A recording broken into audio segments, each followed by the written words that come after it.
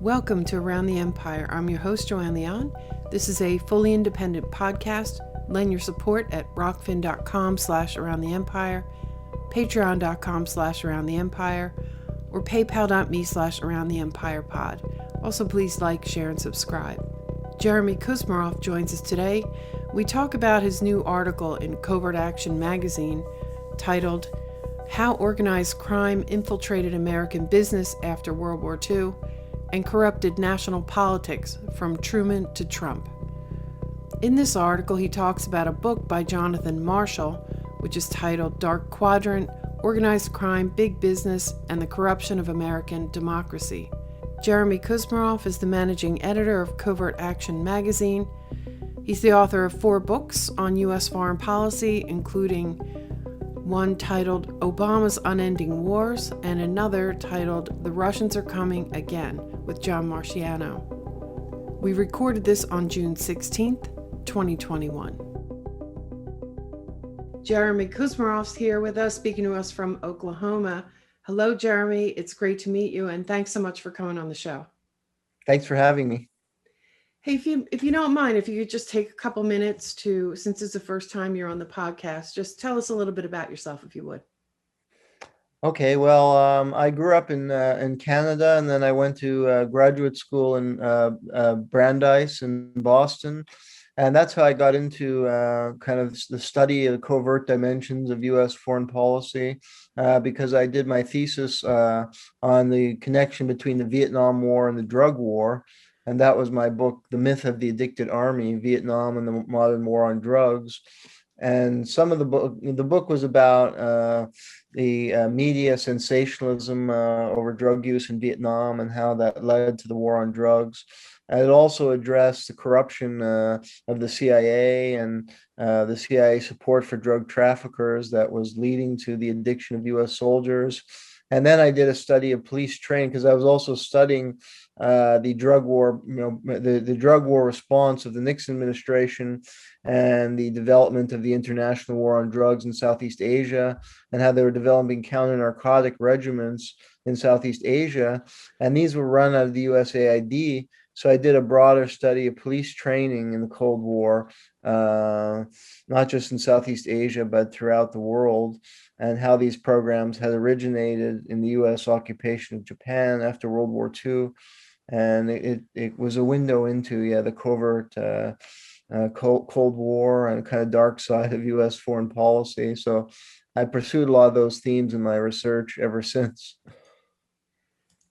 Well, that's fantastic in my view, because, well, let me just ask you, is there enough focus on that in media, in conversation, in books, and so on? Do you think there's enough talk about that and how it affects things? And do you think that there's still a lot to be uncovered? Yeah, I think there's still a lot to be uncovered. In this case, most of the CIA programs are secret, and they don't reveal the documents. In this case, it was run out of the USAID, so they did declassify some of the records. So researchers, well, I think mine is the main study that's been published to be based on archival documentation. But, there's so much we don't know.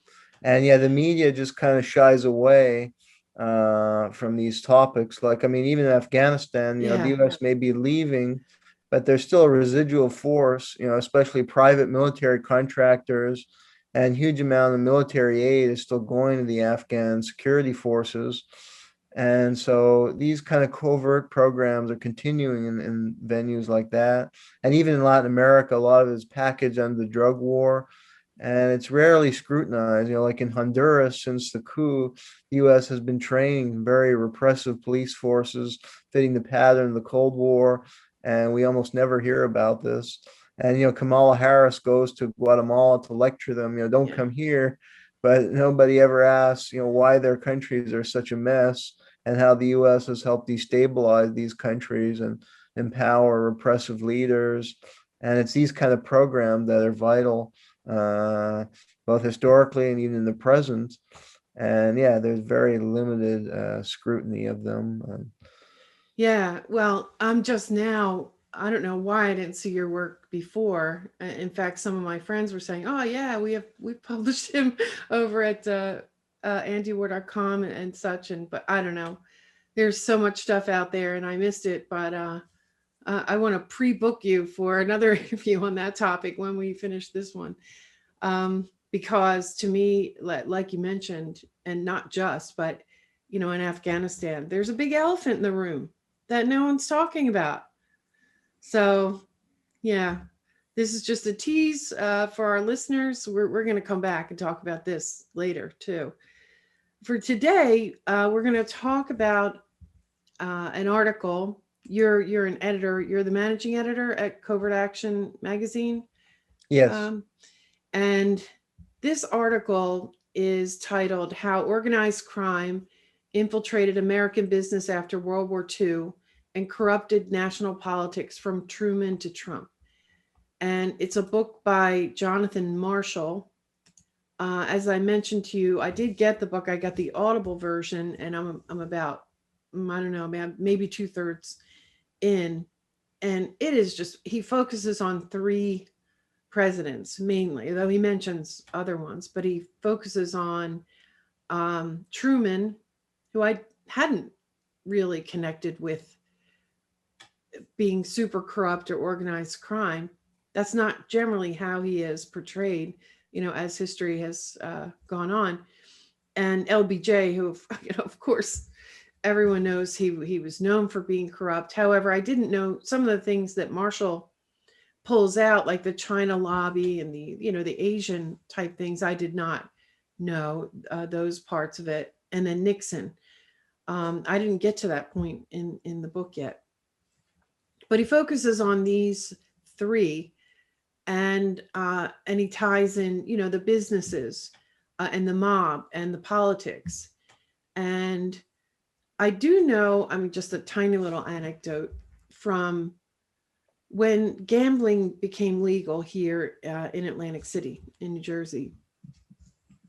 Everybody used to go, not everybody, a lot of people used to go to the casinos. You just go for a short time and just see what it was like and all that stuff. But one time, during the summer, I went there, and it was with a small group of people.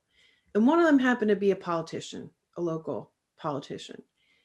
And when we were there, people were pulling him aside and glad handing him the whole time we were there. The politicians from all over South Jersey, and there were probably plenty from northern New Jersey and New York there too, because Atlantic City, while most people in the southern part of the Jersey Shore, it's mostly the Philadelphia and the New Jersey people there. In the northern part of New Jersey, there's another shore, like you see that show, the Jersey Shore. That's generally people from New York and North Jersey. But Atlantic City is the exception. That just as many New Yorkers in Atlantic City as there are Pennsylvanians and South Jersey. So anyway, it was very clear that there were a lot of politicians in that one casino that night, and there just seemed to be I don't know if it's a partnership, but there was definitely an affinity of the two. So Mhm. just tiny little thing. So anyway, where should we start with this? I think the framing that you put at the top, I was glad to see that. It was basically saying that, well, I'm going to let you talk about that, the overall perspective that you took from this book, because it's packed with details. But I like the theme that you pulled out of it at the top. Mhm.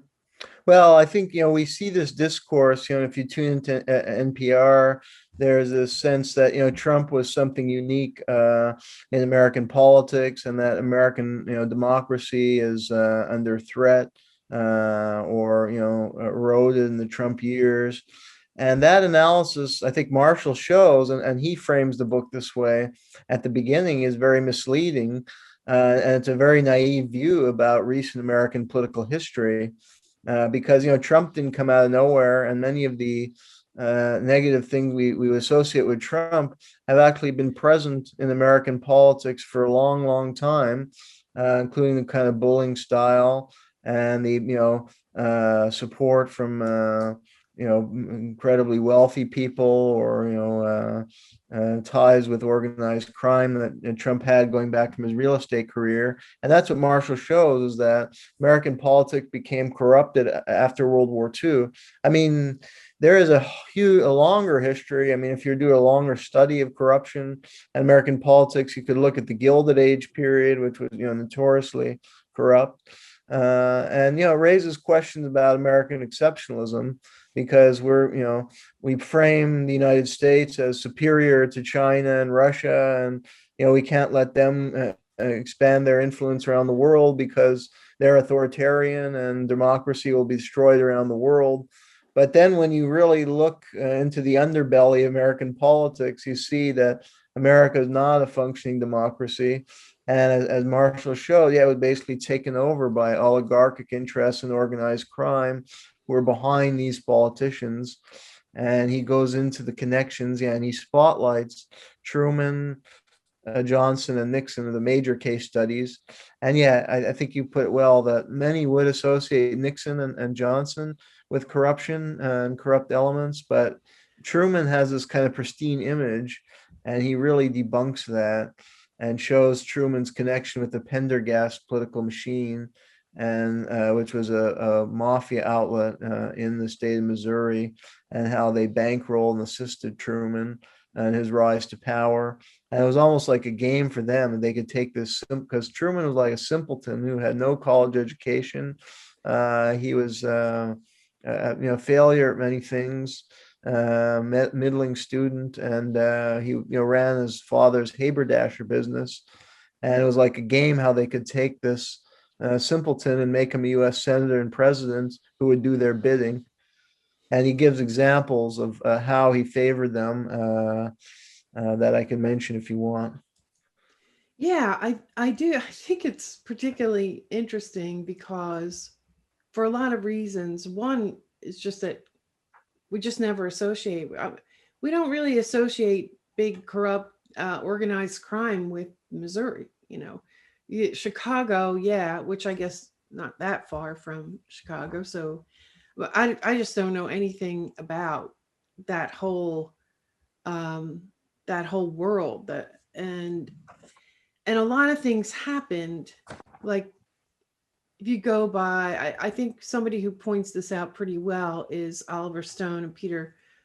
Oh my God, now I'm forgetting his name. The Peter Kuznick. Kuznick and the Untold History of History, the yeah. United States, and they show that sort of turning point.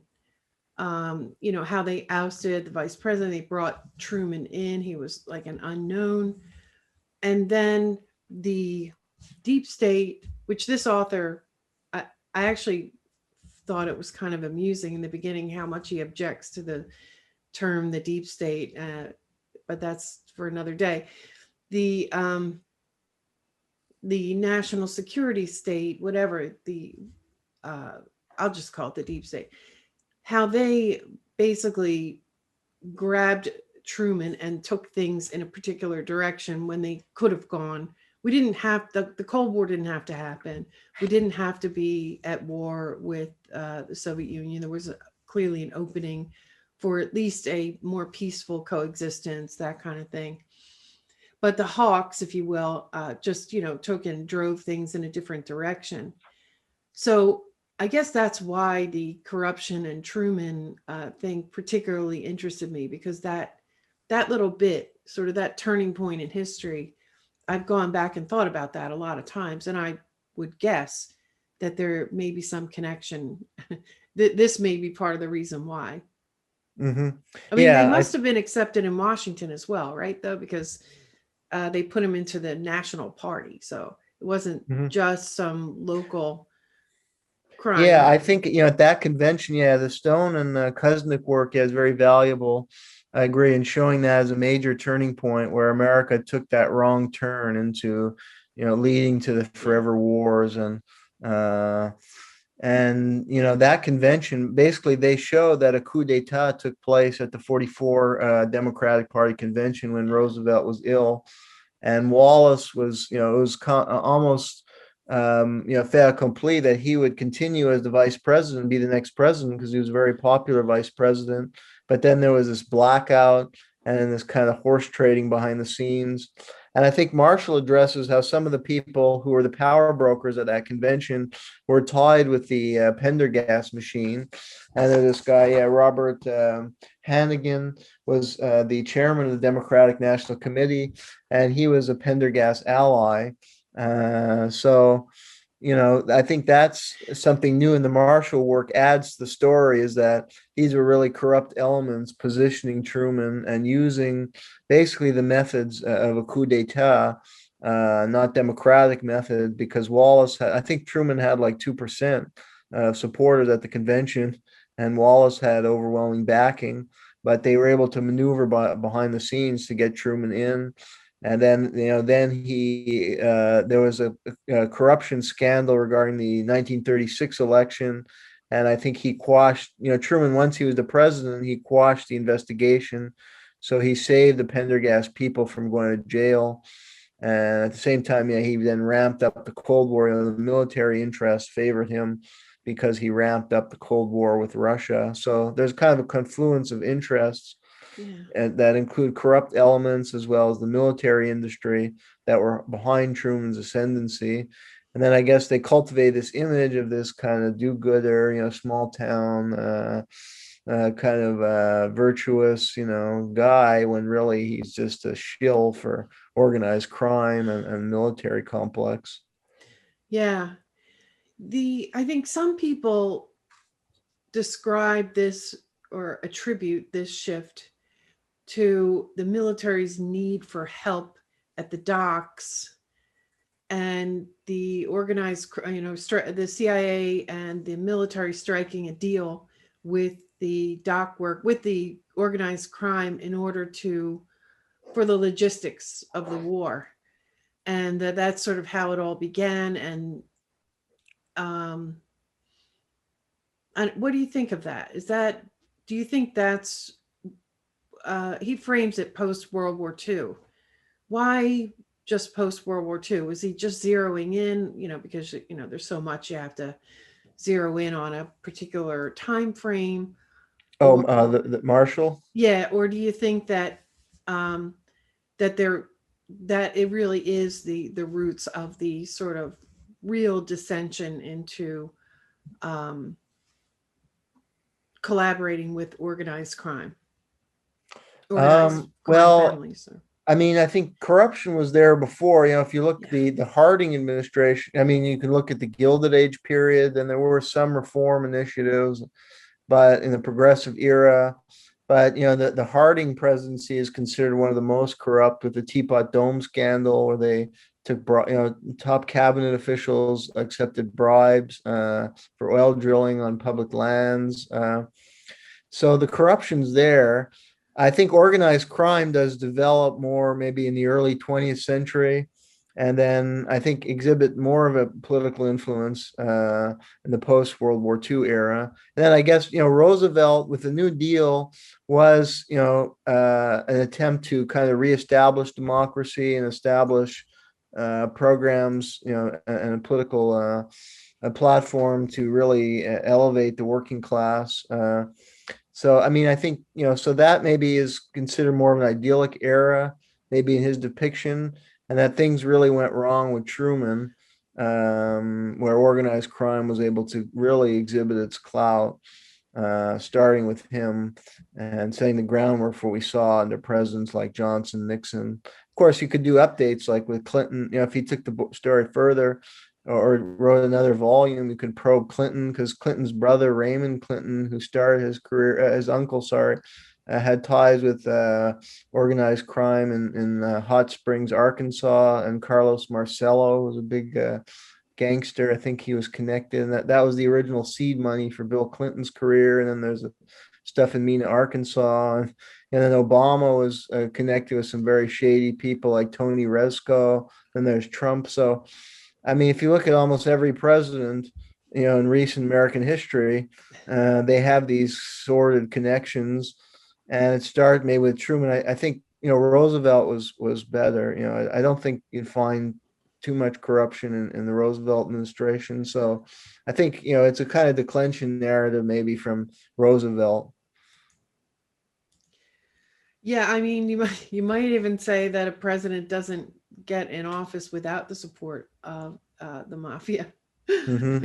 And when I Yeah. say mafia, I don't just mean the Italian mafia. It's much more diverse Hmm. than that.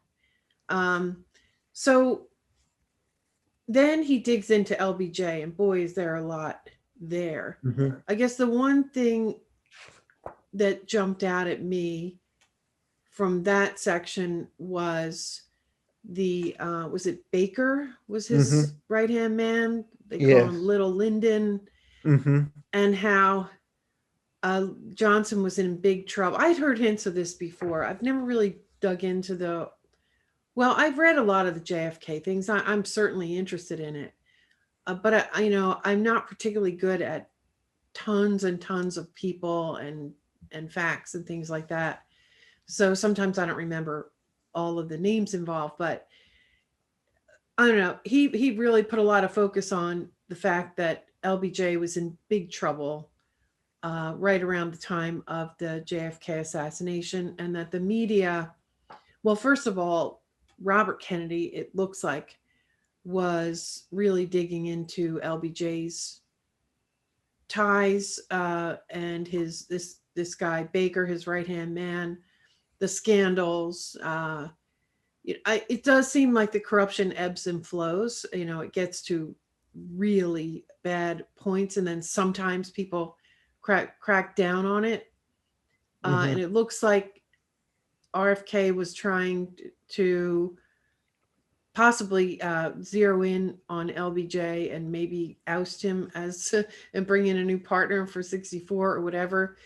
And the media, and not just sort of the gumshoe reporters, some of the magazine deep dive investigative reporters were going to publish some stuff. There were maybe going to be some investigations through Congress, and the fact that LBJ became president, uh, he was able to make all of that go away.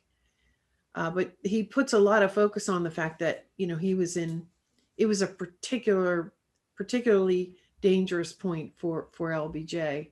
Did you think Hmm. that he zeroed in on that a lot, or was it just me No, I jumping think, out at you? yeah. And when I was reading, I was thinking, because there is a book, I forget the author, that accuses LBJ of being the one behind the Kennedy assassination. And I mean, I don't know if that's true, but when you read this book, you think that's a very plausible theory And when you because, do the cui bono, right? So yeah, yeah, because I mean, LBJ was just, power hungry.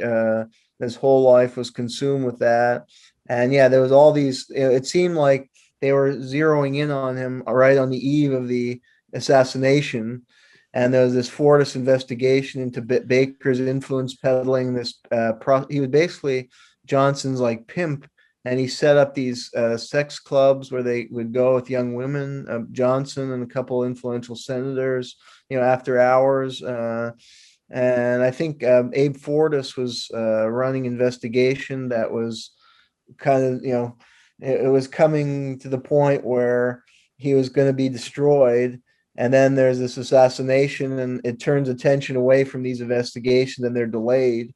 And then, because the first call he made when Johnson came back to Washington was to check on, it's not like he's concerned about the Kennedy family. He's asking about these investigations and what the yeah, status of them, with the assassination. And you get, a clear sense that he was, the lead suspect in the Kennedy assassination from that. yeah. I mean, I don't think that's something that you could plan very quickly. So, and he had Hmm. the Kennedys had a lot of enemies, namely Allen Hmm. Dulles, who was still sort of set up shop for himself. It was after he's fired, he's still operating out of his townhouse in Georgetown or whatever it was, and his calendar supposedly says he was at the farm, the CIA farm, on for a few days around the assassination. I mean, that's a rabbit hole. Hmm. Um, no, I don't mean it's a. it's a bad rabbit hole. It's just there's a lot. There are a lot of Yeah, people, yeah, and RFK's, going after organized crime.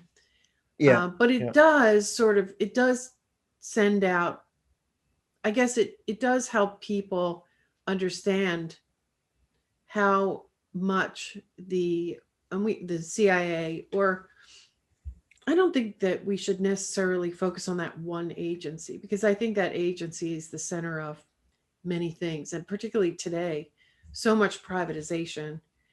It's hard to just call it one agency. I would Hmm. call it I've been sort of say like the intelligence mafia, Yeah, with the front exactly. men of those analysts, those people at the desks, and the building are sort of like the facade of, something much bigger. Um, but I was glad that Marshall got into, and just basically it's a given. The CIA works with organized crime all the time. Hmm. And I was also glad that he got into the China lobby, because that's sort of a gap. That period of time is sort of a gap in my own knowledge of what was going on in the 50s. Boy, was that a corrupt period of time. Hmm. The Yeah. 50s, man. Uh-huh. Yeah. And they just talk about um, what they call the China lobby, and he dug a lot into the Dominican Republic too, and some of the Latin American things, which that seems to ebb and flow. That seems to be on the rise again. But do you want to talk a little bit about what he went into with the China lobby? Sure.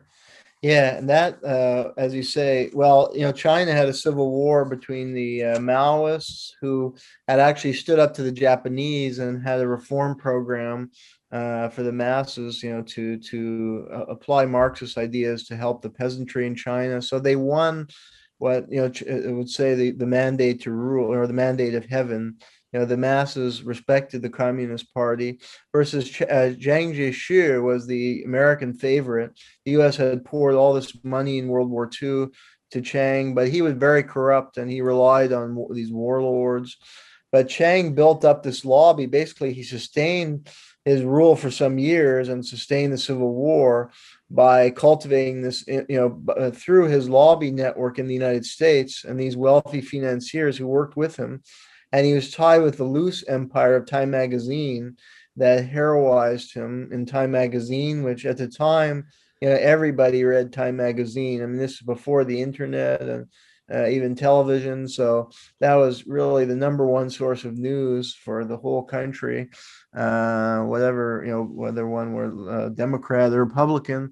And so Chang was a Christian, and they played up his Christianity, and he was, supposedly, pro-Democrat and Christian. I guess there's this impulse. Maybe Americans wanted to Americanize China and make it more like the United States, and Chiang was the perfect leader for this.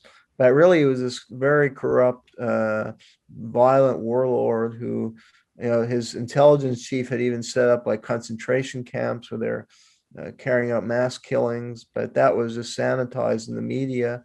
And the China lobby gained a lot of their funding through corruption, including like the opium trade. And they convinced a lot of the American public to, continue to provide aid to Chiang. And then they set him up in Taiwan after he lost the Chinese Civil War and the communists took over. He went to Taiwan and he was set up there by the CIA. And all these politicians like Nixon attached themselves, very influential politicians like Nixon and others attached themselves to the China lobby. And that's what led to the Korean War. They promoted this extreme anti-communism, and they, fell in line with Senator Joseph McCarthy. Yeah, Marshall has, shows that he had his own interests at play. Like he was playing up the Red Scare, and he was making a huge amount of money from it. And these, companies were bankrolling him, and they wanted, the Red Scare benefited their interest because they could purge all the unions of the leftists and decimate the unions. So McCarthy was just kind of a shill for those class interests. And but this, took hold throughout society, this anti-communist fervor. And many of the leading ideologues were very corrupt people. Like, yeah, he profiled Senator McCarran in Las Vegas, who is the prototype for the corrupt senator in the film, the Godfather films. And he was Yeah. just making money off, because had in league with organized crime. And it was their interest to play up the Red Scare, because it led to the justice apparatus, the federal government, targeting communists instead of going after organized crime. And the FBI was, Hoover basically did nothing to counteract organized crime, and yet he devoted all the FBI's resources to COINTELPRO, to infiltrating any left-wing groups. And they criminalized the Communist Party, and that became the fixation.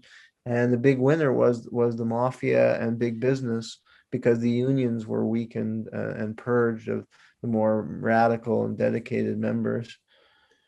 Yeah, and Hoover, I think everybody knows this, but he basically functioned as if organized crime didn't exist, right? Mm-hmm. And the story is, and I guess we'll never really know. It's probably a complicated answer, but one of the stories is, Hoover was known for having dirt on everybody, and of course, the organized crime was known for having dirt on Hoover. Um, I think that's a little too simplistic an answer because I feel like anyway, I think that it's very likely that he basically just he benefited greatly from it in a number of different ways, probably financially, probably muscle wise. They could probably get things done for him that he didn't want done by the pristine FBI men in suits, and you can sort of see that kind of thing still happening today, used for the dirty work, for the kinds of businesses like the drug running and things like that. That may, um, I don't know. It seems like the reputable people and businesses do the money laundering, and the less reputable organized crime does the more dirty work. And it's there's an elitist aspect to it, but that's for another subject. But yeah, I thought that was pretty interesting because, like a lot of these things, like you think, oh my God, this is old. This is such old history. This is 50 years ago, 40 years ago, 70 years ago, or whatever. How about what's going on now? And I actually do have that gripe myself. We seem to know an awful lot more about those things. Well, sometimes that's because they classify stuff, or they, slap some kind of 50-year classification on these things. Um, I do think that things have gotten even more corrupt, but in terms of secrecy, deep sixing things, different ways to hide things. On the other hand, you have alternative media, you have the internet. At least the powers that be seem to think it's a little harder to hide things. You know what? Let's talk real quick about the media. So you would need a complicit media or a terrified media to, um, what, like you say in your article, you know, why, why the silence on this, or why this sort of lying by omission? Why do you leave this out? Do you have any thoughts on that? Well, yeah, I think again, it points to the idea of American exceptionalism. That we have an open press and we're a model democracy. But in reality, the system conveys many similar features to authoritarian states, where, as you say, the media is intimidated and shies away from probing into these aspects of politics, which are really very vital. Um, and the media you can look at who's owning the media and what their interests were. And and I mean, I guess there's two elements there: the censorship, the self censorship. There's the pressure they may have from the corporation that owns the media, and then there's the fear, yeah, of being destroyed. I mean, there are cases of journalists who expose serious corruption, like Gary Webb, who was harassed, and ended up committing suicide. So, it could be a career ender to expose certain things. So most journalists, know that that's out of bounds.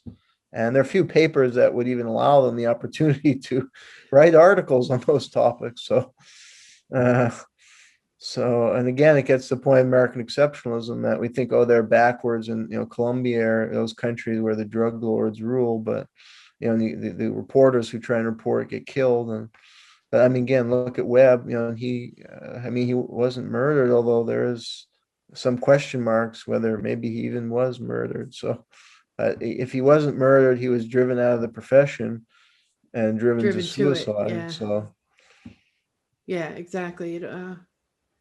It's another one of those suicided things, possibly, but yeah, like even if that didn't happen, he was driven to it. I mean, he was yeah. essentially killed, Yeah, even if I he was mean, he still killed the alive. spirit, because he couldn't do what he couldn't win a livelihood and do what he did for So that's another way. So you don't have to kill a man, but you take away his livelihood, and or you depict him, because like a lot of time I think dissidents who raise, because I was looking into this case. There was one person in the group that was involved in the dropping the atomic bomb who actually, felt terrible about it and started to speak out against nuclear weapons.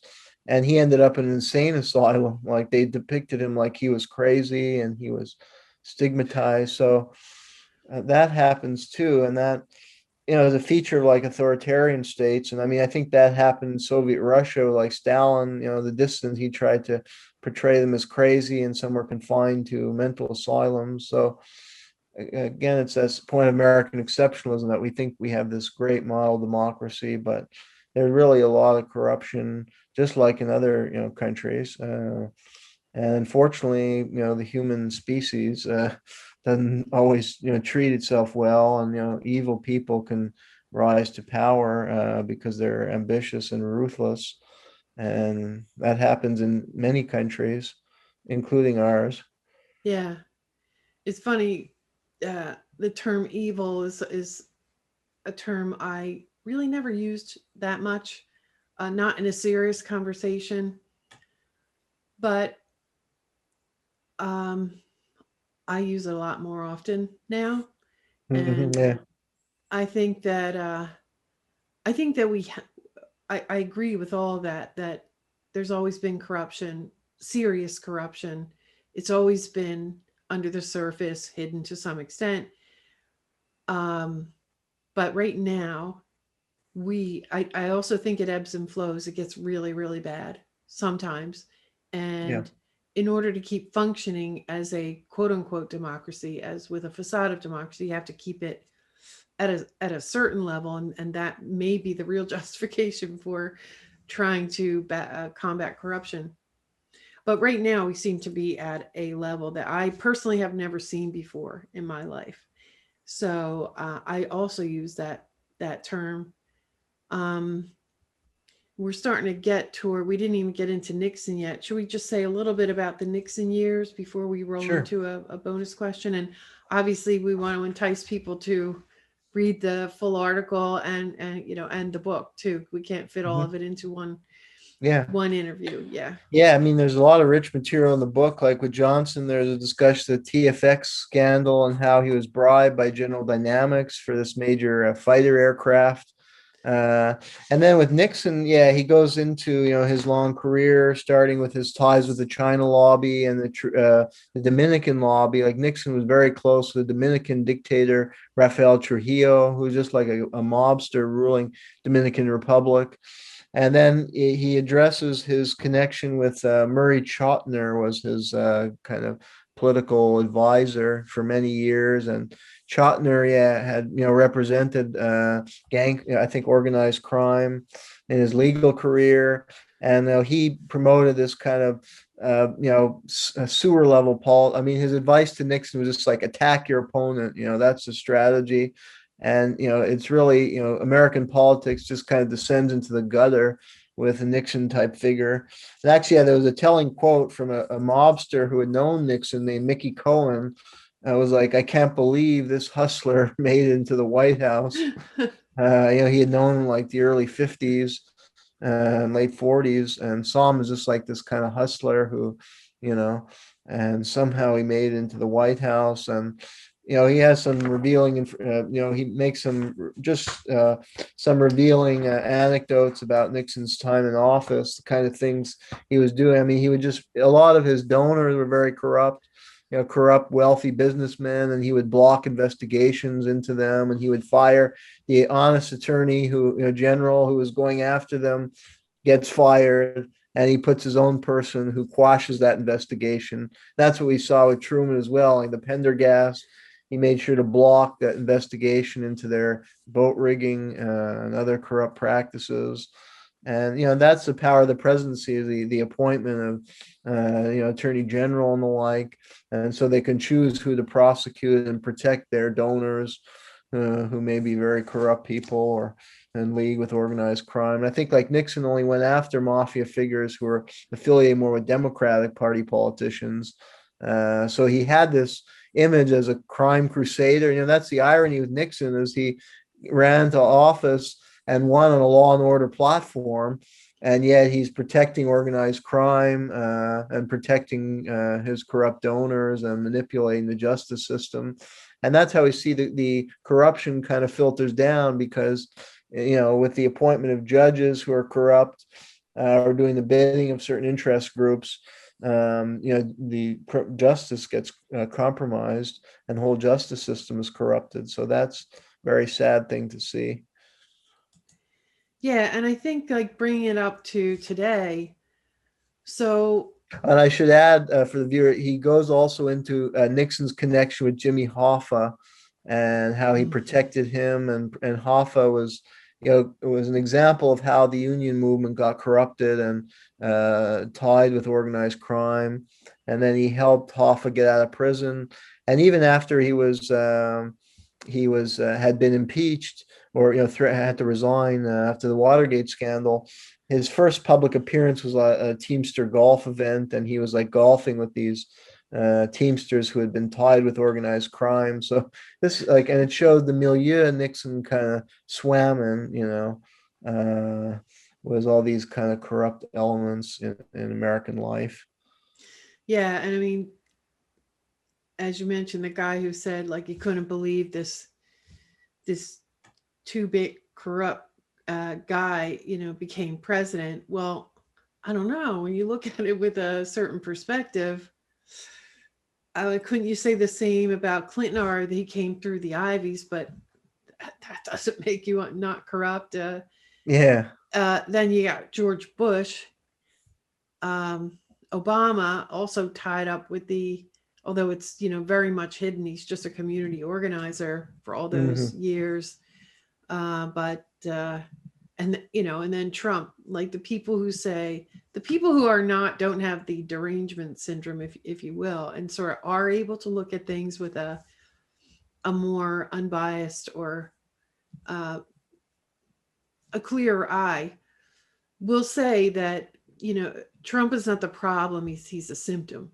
And I always thought that was a very good way to look at it, because you can't understand anything if you've got the partisan fever anymore. But in the Trump years, and this is something that just sort of not obsessed me, but I think about a lot. It seemed so you had one side who is very, very corrupt, the anti-Trumpers, and that's just not just a party, that is a coalition of people from different parties and different countries saying, look at this guy, he's got mob ties, he's just so corrupt, the Trump family and all this stuff. But if you know anything about how things operate, they are just as corrupt, or it certainly seems that way. And the big fight seemed to be over potentially exposing one side or the other, and in these using the Justice Department to do it, which has been really kind of alarming to see. And we see it sort of bubbling up again. And this may be a good way to roll into a bonus question, but I want to give you an opportunity to, maybe there are a few things you want to say before we do, to wrap up this topic, before we roll into the bonus question. Any other sort of things that we missed or you wanted to talk about? No, well, I would just underscore your point. Yeah, I think this is a really great book and showing exactly what you're saying, that, Trump didn't come out of nowhere, and he fit, unfortunately, a pattern in American politics going back to the Truman era. And that, yeah, I think there are, if you look at American history in a broad scope, yeah, there are periods of reform. I mean, it's not hopeless. Like, I think, more citizen engagement. And I think in the Depression, people, because the economy was so bad, it kind of forced people to mobilize more politically and really pressure for the New Deal, and for laws to curb corruption. And I think the quality of leadership was pretty good in that era comparatively. I mean, with Roosevelt and Wallace. But then, things took a wrong turn with Truman. So, I mean, it requires citizen mobilization to combat this phenomenon. Unfortunately, a lot of the American public is either misled or apathetic, and that's allows this, corruption to go on year after year. And I think you're right. Yeah, we have to look systemically, not just one, because I think Americans become fixated with the personality of a particular leader, and they're just, think everything will be great if Trump is removed. But it's really a much more systemic and structural pattern. And there's a need for campaign finance reform, because a theme of Marshall's book is the importance of big business. I mean, it's not just organized crime, but it's also big business that's bankrolling these politicians and pushing them to enact, laws that favor their interests over the public interest. And so we need movements to counter the power of large corporations, and to reform the campaign, the structure of our elections, I think is very, very important. So, and this book underscores that. Yeah, yeah, we maybe didn't do him justice in that case, talking about the crime families and the politicians, but not talking about the corporations who are, you Hmm. know, integrated into this. Exactly. This is not, you can't separate these. Yeah, and Uh, sometimes he showed they're intertwined. Like, he profiles, like, some of these Texas oil dynasties, and they have connections to organized crime, and they're behind. Like, I think Johnson would have breakfast at this guy Clint Murchison's home all the time, and he was this big oil baron out in Texas, but he also had connection with organized crime. So it's all kind of intertwined, and then Hoover is not investigating a lot of the crime is white collar crime, whether things like tax evasion or just fraudulent business practice. And that's something Hoover and the FBI are never going after either.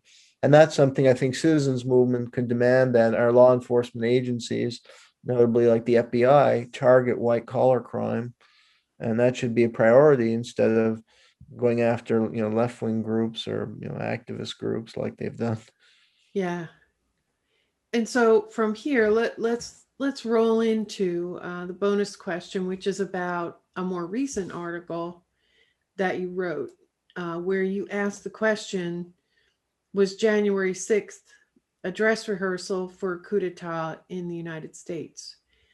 Um, and I would argue that that last bit that we just talked about, um, and part of a bigger picture where, like, for example, Merrick Garland, the new Attorney General, just announced a new domestic terrorism focus for the Justice Department. And he compares the whole thing to the Oklahoma City bombing from the 90s and the need for crackdown on domestic terrorism. And that's what came out of January 6th. It would also be pretty convenient for any sort of, for use against any sort of dissident organization, populist uprising against these uh, kinds of deep rooted, um, multifaceted corruption. I can't get out of my mind the fact of how useful it's going to be for things like that. But talk to me a little bit more about your thoughts on this and why you asked this question. The answer to the bonus question is in the extra bonus segment for patrons. You can get access to all bonus content by subscribing at Rockfin or Patreon, plus other perks like patron live streams, Zoom calls, and access to our Discord channel where we can talk among ourselves. So that's my pitch, and I hope that some of you will join us. And now I'll continue with the interview wrap-up. Thank you so much for coming on to talk. I really appreciate it, enjoyed it. And please tell people how to follow you and how to support your work. Okay. Well, you can go to covertactionmagazine.com and yeah, we're looking for new writers and contributors. And yeah, if you can subscribe, it's only a $25 subscription for the year, and that helps sustain our work. So we would appreciate that. And some of my writings are also available at jeremykuzmarov.com, my website. Oh, good. Yeah. So I want to talk to you about three things that so far. The what we talked about before you did your thesis on, and your two books look really interesting too. So I'm gonna get those. Do you want to mention those, the other books that you've written? Sure, yeah. My most recent books are called Obama's Unending Wars, Fronting the Foreign Policy of the Permanent Warfare State. And it's, yeah, the first major comprehensive overview of Obama's foreign policy. And it goes into all the major interventions like in Libya, with the drone war in Latin America, with the AFRICOM, and it looks critically at Obama's career and also his background with what I was saying, like his ties with people like Tony Risco, and yeah, shows how he was a front for very powerful interests that drive forward the U.S. warfare state. And my other book is The Russians Are Coming Again with John Marciano. The first Cold War is tragedy, the second is farce. And it looks critically at the hysteria about Russia and basically 100-year pattern of demonizing Russia and exaggerating the Russian threat. And we look, including at the fact that the U.S. invaded. Very few people are aware that Russia never came close to invading the United States, but the United States invaded Russia after the Russian Revolution. So we give some historical perspective to this hysteria that's going on for the last 5 years at least. And, it's advancing the agenda of the military-industrial complex. You need this enemy, this evil Russia. And there's no nuance in covering Russia at all. For sure. Okay, well, let's talk again soon. And again, Thank you so much. Thanks for having me. Great discussion. Right. Yeah, some really important topics. Yeah, really important. Great. We'll be in touch soon. Thanks for listening. A special thanks for Jeremy Kuzmarov. Follow him on Twitter at @JKuzmarov and find his work at Covert Action Magazine.